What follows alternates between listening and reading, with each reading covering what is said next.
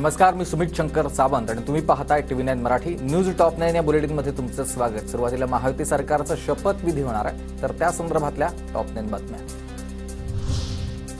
नव्या सरकारमध्ये गृह खात्याचा पेच कायम। भाजप गृहमंत्रीपद सोडण्यास तयार नाहीये। शिंदे गट देखील गृहमंत्रीपदासाठी आग्रही आहे।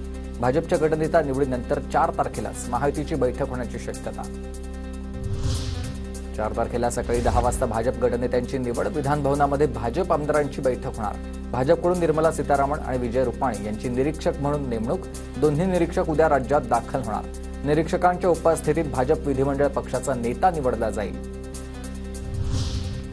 महायुतीच्या मुख्यमंत्र्यांच्या शपथविधी सोहळ्याचं महानियोजन। केंद्रीय मंत्र्यांसह 22 राज्यांचे मुख्यमंत्री हजर राहणार। एक मुख्य स्टेज आणि आजूबाजूला 2 छोट्या स्टेजची उभारणी। विविध धर्मांचे संत महंतांसह 2000 VVIP पासेसची सोय आणि लाडक्या बहिणींना देखील शपथविधीसाठी विशेष निमंत्रण।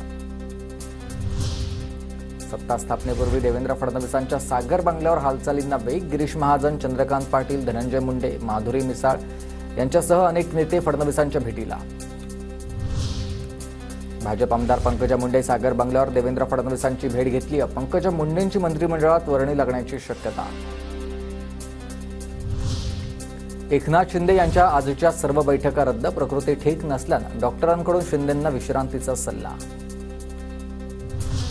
मंत्रिमंडळात स्थान मिळवण्यासाठी नेत्यांचं लॉबिंग सुरू। हसन मुश्रीफ, प्रकाश सोळंकेंनी अजित पवारांची भेट घेतली आहे। दत्ता भरणेंना मंत्रिपद मिळावं, लोहार समाजाच्या प्रतिनिधींची मागणी आहे।